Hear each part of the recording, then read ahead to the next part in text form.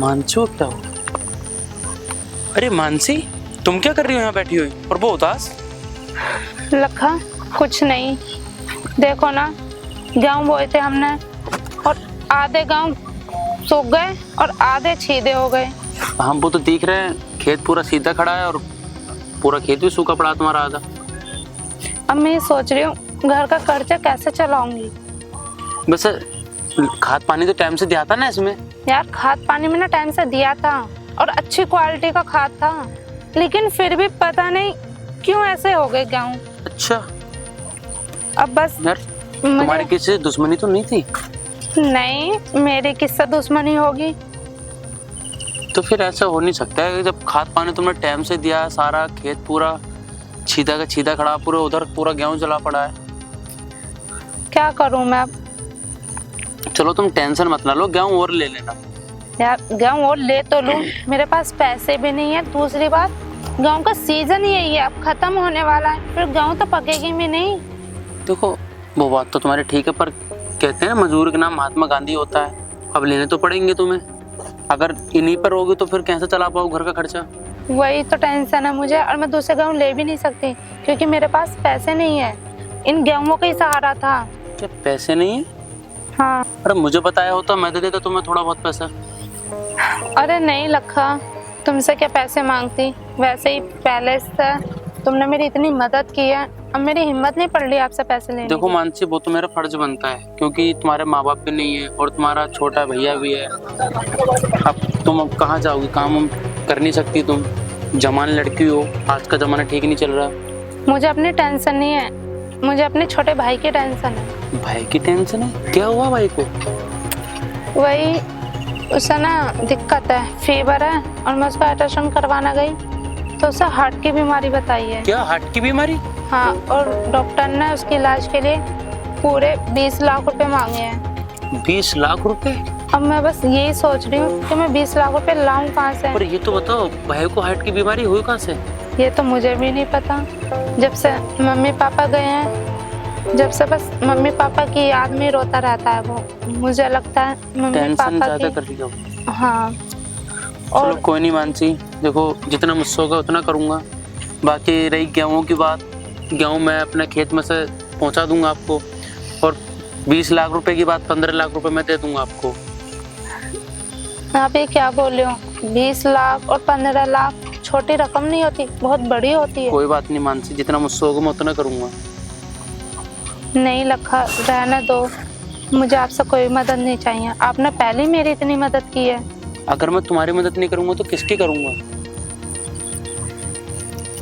फिर भी आपके मम्मी पापा को पता चलेगा ना कि आप मेरे पर इतना खर्च कर रहे हो, तो आपके मम्मी पापा क्या सोचेंगे? देख, मम्मी पापा कुछ नहीं सोचेंगे, और वैसे भी मानसी, जिसका परिवार साथ नहीं देता उसको ऊपर वाला साथ देने वाला होता है। क्या पता मुझे ऊपर वाले ने तुम्हारा साथ देने के लिए बनाया हो। वो बात ठीक है, लेकिन सबसे पहले मम्मी पापा होते हैं ना, तो मम्मी पापा को पता चलेगा आपके, तो वो आपको डांटेंगे, और मुझे अच्छा नहीं लगेगा जब वो आपको डांटेंगे। तो देखो मानसी, वो तो डांटेंगे, कोई बात नहीं, पर उनको जब बताऊंगा तो वो हो सकता है समझ जाएंगे। आप ना मेरी इतनी हेल्प मत करो। वैसे भी मैं आज जॉब देखने गई थी, कहीं ना कहीं तो मेरी लग ही जाएगी। नहीं नहीं मानसी, तुम्हें जॉब करने की कोई जरूरत नहीं, जब तक मैं हूँ ना, तुम्हें जॉब करने की जरूरत नहीं है। नहीं, जिस चीज की भी कमी है ना तुम्हें, वो मुझे बताना। मैं किसी के ऊपर नहीं जीना चाहती, मैं अपने दम पर जीना चाहती हूँ, तो मुझे अपने भैया का बहुत अच्छे से इलाज भी करना है। तो आप सब बस यही रिक्वेस्ट है कि आप मेरी मदद ना करो, मैं अपने आप कर लूंगी। तुम्हारी मदद क्यों नहीं करूँ, ये वजह तो बताओ। तो आप मेरी मदद करना क्यों चाहते हो? क्योंकि मैं तुमसे शादी करना चाहता हूँ। क्या? शादी? हाँ, पर क्यों? मैं तुमसे प्यार करता हूँ। प्यार? हाँ मानसी, मैं प्यार करता हूँ तुमसे। तुम मुझसे कब से प्यार करने लगे? तुम्हें नहीं पता?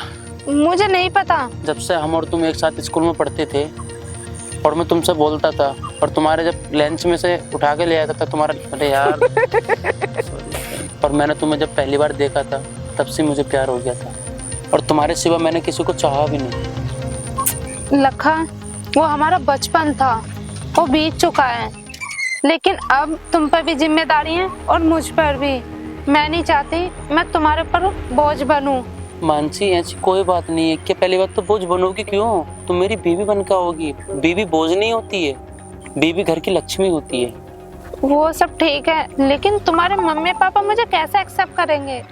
मानसी चीज की तो टेंशन ना ले, उन सब चीजों की मैं बात कर लूंगा। नहीं लखा, तुम मेरे चक्कर में पागल मत हो, क्योंकि मेरा भाई भी है और मैं अपने भाई का बोझ तुम्हारे सिर नहीं डालना चाहती। जैसा भी है, कैसे भी करूं, कुछ भी करूं, मैं अपने भाई का इलाज मैं कर लूंगी। मानसी ये बात अब तो बोल दी, पर आगे से मत बोलना, क्योंकि मैं तुमसे शादी करूंगा और तुम्हारे भैया का इलाज भी करूंगा।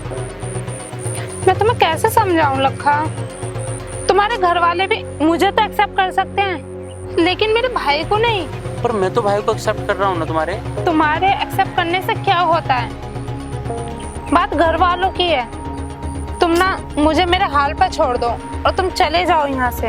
देख जा तो रहा हूँ मैं, पर जाने से पहले मैं तुझे कुछ देना चाहता हूँ। मैं तेरे लिए ये 10 लाख रुपए लाया हूँ भाई के इलाज के लिए।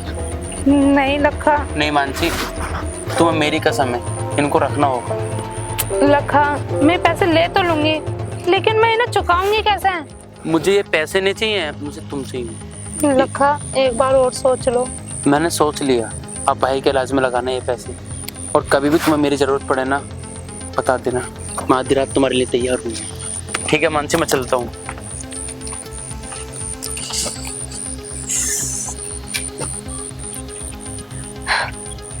अब मेरे भैया का इलाज हो जाएगा, वो जल्दी से ठीक हो जाएगा। लखा, थैंक यू, तुमने मेरा साथ दिया। ना तो आज की डेट में कौन किसका साथ देता है, सब मतलब से ही बोलते हैं।